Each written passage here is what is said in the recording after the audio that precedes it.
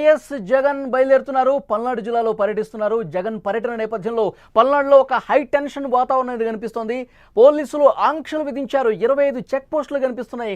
భారీగా పోలీసుల్ని మోహరించిన పరిస్థితి.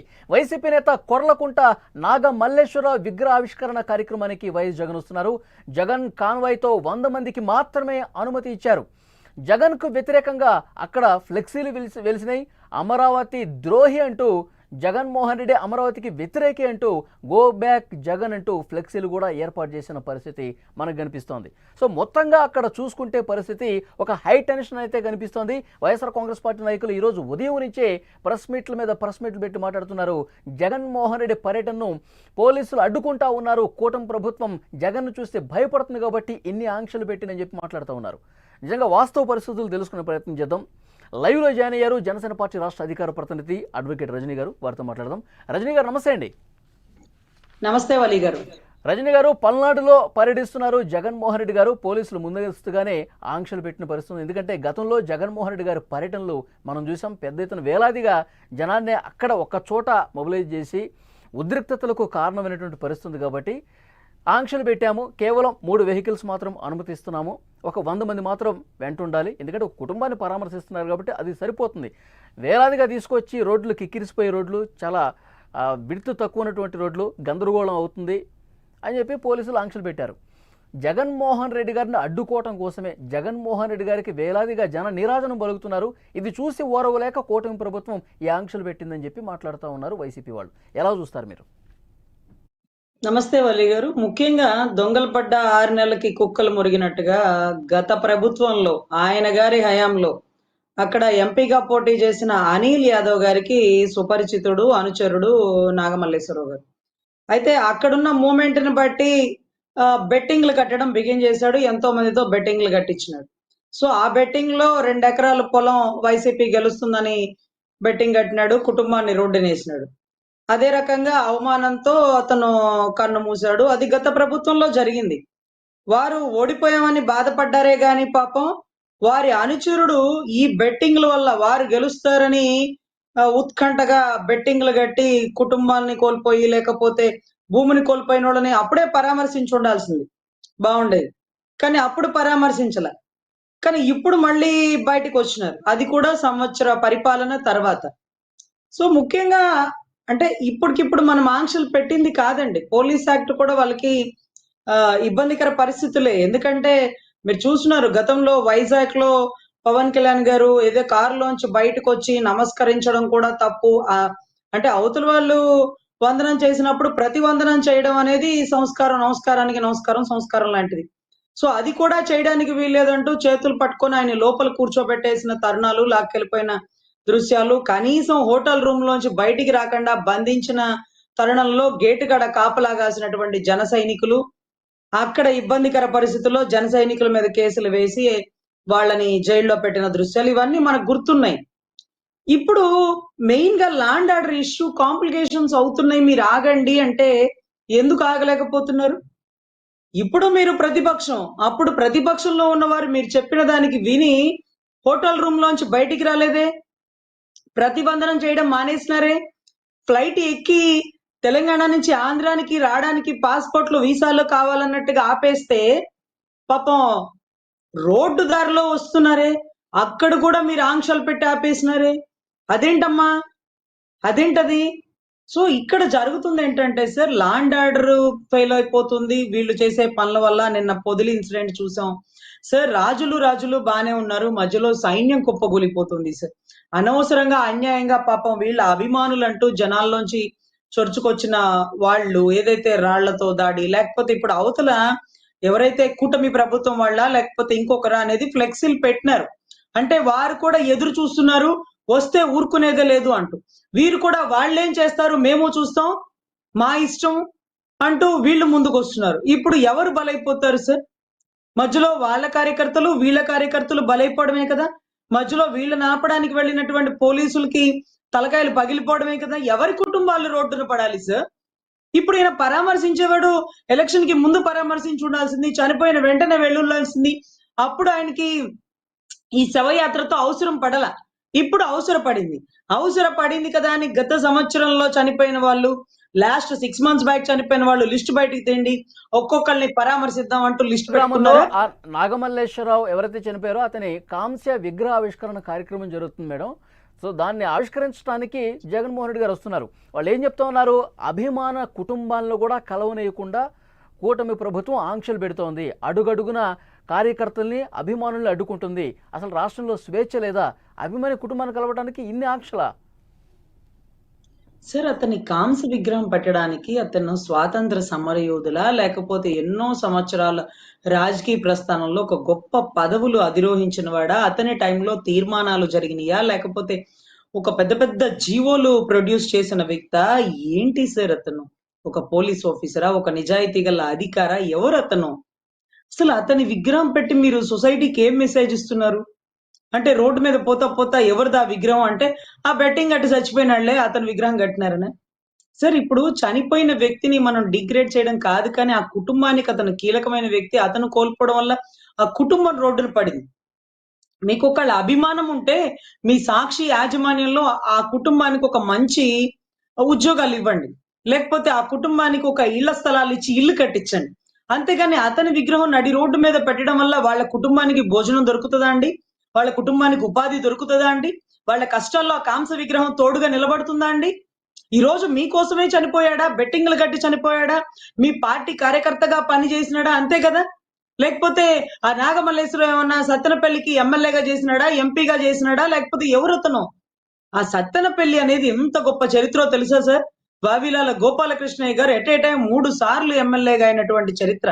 నిజాయితీ గల ఒక రాజకీయ నాయకుడిని, ఒక స్వాతంత్ర సమరయోధుడిని కలిగి ఉన్నటువంటి Sattenapalli. Sir, for suppose Kodela Sivaprasad గారు ఒక మంచి స్పీకర్ గా పనిచేసినారు. ఎన్నో సంవత్సరాలు మినిస్టర్ గా తెలుగుదేశం పార్టీకి కీలక నేతగా పనిచేసినారు. ఆయనకి సంబంధించిన ఊరు. సో ఇలా ఇవన్నీ ఏవో మంచి మంచి లక్షణాలు కలిగి ఉన్నది ఆ ఊర్లో. ఈ రోజు మీరు కాంస్య విగ్రహాన్ని పెట్టి ఏం మెసేజ్ ఇస్తున్నారు? అసలు ఇదంతా ఎందుకు చేస్తున్నారు? ఆ విగ్రహ ఆవిష్కరణ ఎంత రోడ్డు విత్తులో ఉంది? దానికి పర్మిషన్ ఇచ్చినోళ్ళెవరు? మేము పెద్ద పెద్ద స్వాతంత్ర సమరయోధుల్లో మా పార్టీ నాయకుల్లో ఇంకొకళ్ళని పెట్టడానికి ఇదిగో ఇక్కడ పర్మిషన్ లేదు, అదిగదిగో అక్కడ పర్మిషన్ లేదు అంటూ ఆంక్షలు పెట్టి ఆపేస్తుంటారు. కానీ ఇతనికి ఈ విగ్రహానికి పర్మిషన్ ఎవరిచ్చారు? కింద ఏం రాస్తారు సార్? సార్, కింద ఏం రాస్తారు సార్? ఫస్ట్ నేను రోడ్ మీద పోతా పోతా ఈ విగ్రహాన్నన్నా చూసిన పెద్ద పెద్ద కట్టడాల్లో చూసి నేను పొంగిపోను సార్. వాళ్ళు డబ్బులుంటే కట్టుకుంటారు, పోయేటప్పుడు ఆ కట్టడాల్లో ఒక్కడు కూడా తీసుకొని పోలేడు. కానీ ప్రతి విగ్రహం కింద చదువుతాను సార్.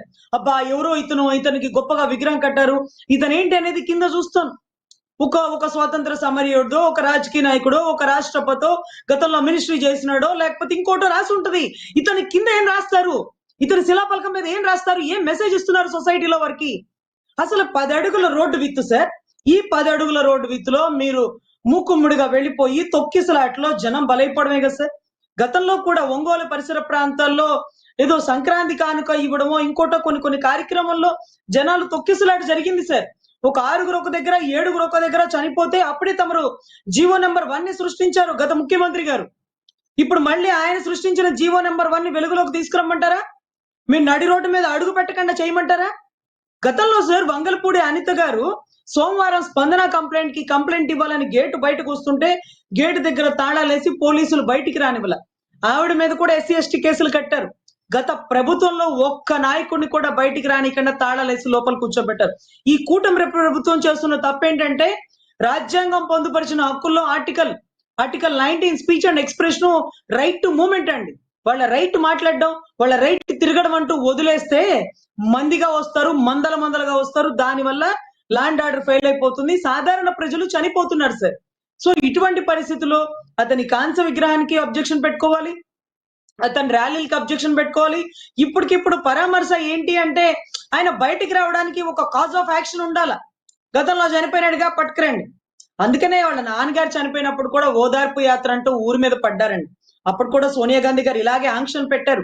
ఇప్పుడు మీరు అందరినీ కలవద్దు, ల్యాండ్ ఆర్డర్ ఇష్యూ అవుతుంది, వద్దు అని చెప్పినా ఎవ్వరి మాట లెక్క చేయనోడు, మొండోడు. రజనీ గారు, అటువంటి ఈ మధ్యకాలంలో జగన్మోహన్ రెడ్డి గారి పర్యటనలు తీవ్రంగా చర్చనీయాంశం అవుతున్నాయి మేడం. మొన్న ఆయన తెనాలి ఐతానగర్లో గంజాయి బ్యాచ్నే పరామర్శించాడని చెప్పి విమర్శ మూటగట్టుకున్నారు. అంతకుముందు వినుకొండలో 2 రౌడీ షీటర్లు కొట్టుకొని ఒకళ్ళు చనిపోతే ఆ కుటుంబాన్ని పరామర్శించాడు. ఇప్పుడు ఈ బెట్టింగ్ చేసే వ్యక్తి చనిపోతే ఇతను పరామర్శిస్తున్నాడు. అంటే ఈయన పార్టీలో ఇలాంటి వాళ్లే ఉంటారా? ఇలాంటి చర్చ ఒకటి జరుగుతుంది, ఏమంటారు? సార్ ఆయన ఛానల్ ఒక్క సాక్షి.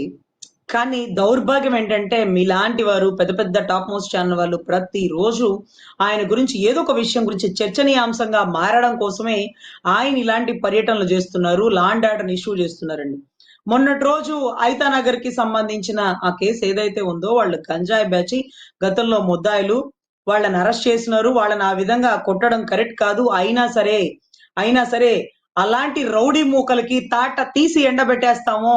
అవసరమైతే మా ఉద్యోగాలు పోయినా పర్లేదు. తప్పుని ఓర్చుకోము, క్షమించము అంటూ ఒక మెసేజ్ ఏదో ఇచ్చినారు. అది తప్పే. ఆ మెసేజే. ఒళ్ళు దగ్గర పెట్టుకొని గంజాయి బ్యాచ్ కాదండి. అసలు దొంగతనం స్కాచింగ్ వాళ్ళు కూడా ఎక్కడికక్కడ భయపడిపోయానండి. కుళ్ళ పొడుస్తున్నాడు నడి రోడ్డు మీదే అంటే లోపల ఏం చేస్తారో భజన అంటూ భయపడిపోయినారండి. So whatever it may be. Vinukonda అయితే ఒకళ్ళనొకళ్ళు నరుక్కుంటే అక్కడికెళ్ళిపోయినాడు.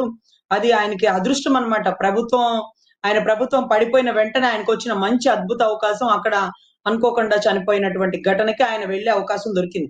ఎందుకంటే శవం లేనిదే ఆయన ఇంట్లోంచి అడుగు పెట్టరు. ఒకవేళ ఆయన అడుగు పెట్టాలంటే గతంలో ఉన్న శవాలన్నా బయటకు తీసుకొచ్చినా చాలు.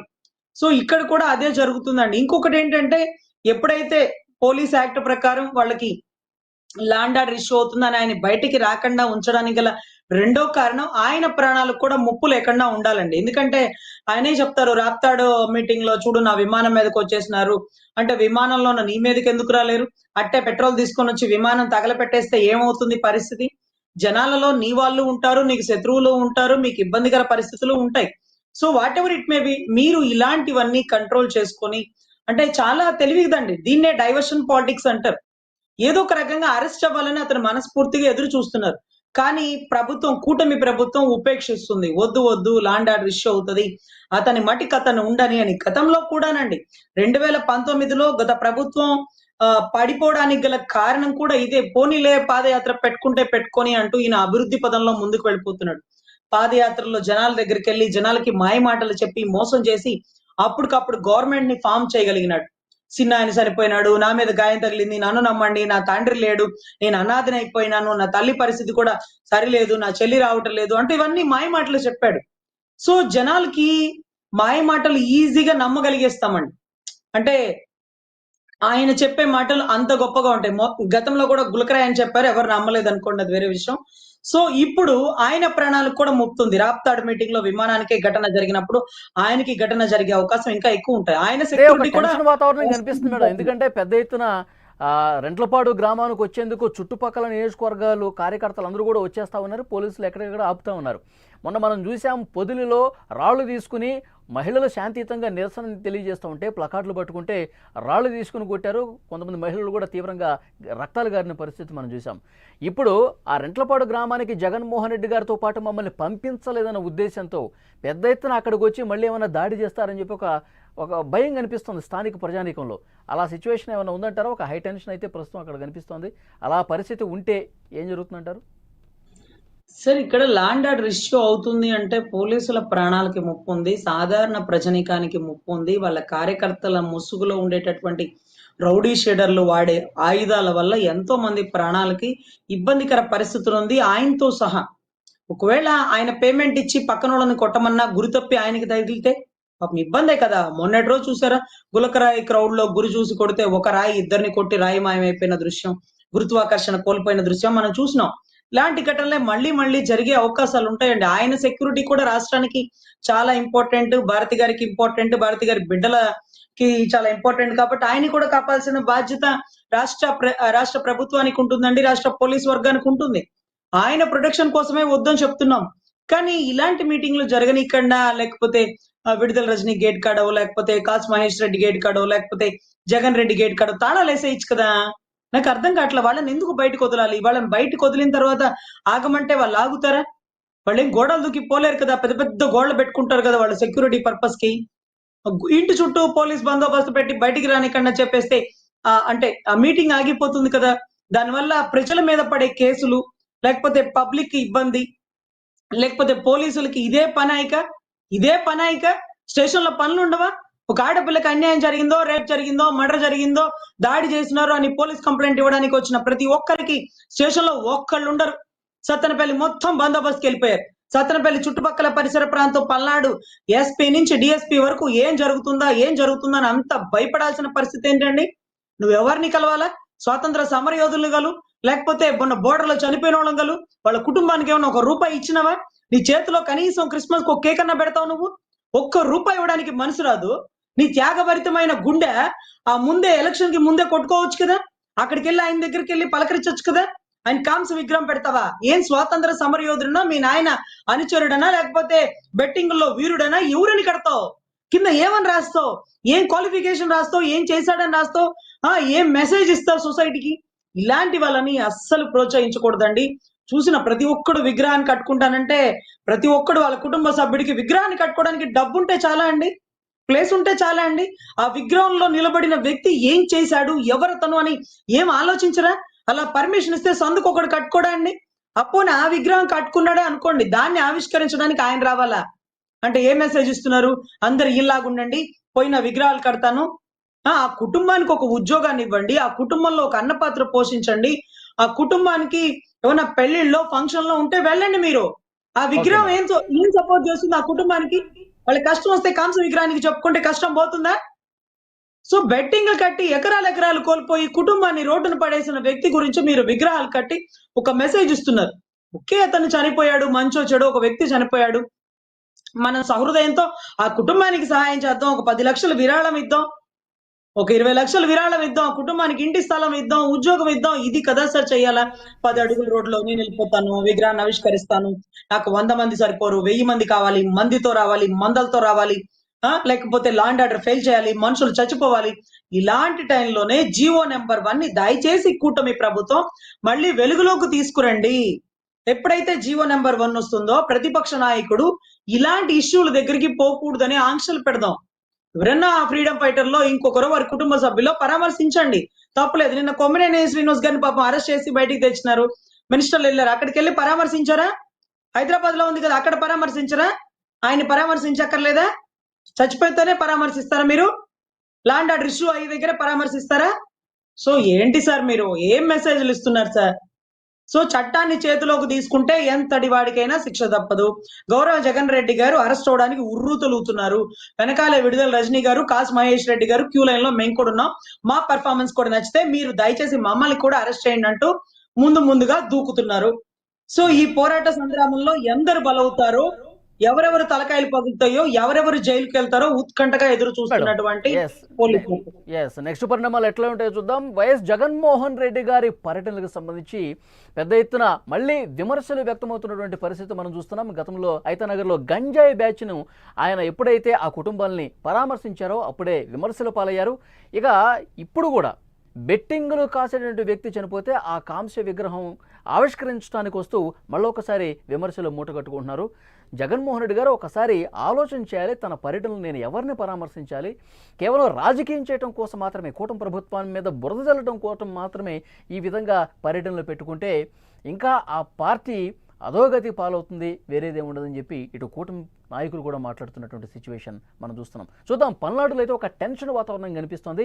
ఆంక్షలు పెట్టారు పోలీసులు. పెద్ద ఎత్తున గత జరిగిన ఘటనలు కూడా దృష్టిలో పెట్టుకుని శాంతి భద్రతలకు ఎక్కడా విఘాతం కలగకుండా ఆంక్షలు అనేవి నడుస్తున్నటువంటి సిచ్యువేషన్ మనం చూస్తున్నాం. ఒక హై టెన్షన్ పల్నాడు జిల్లాలో ప్రస్తుతం నెలకొంది.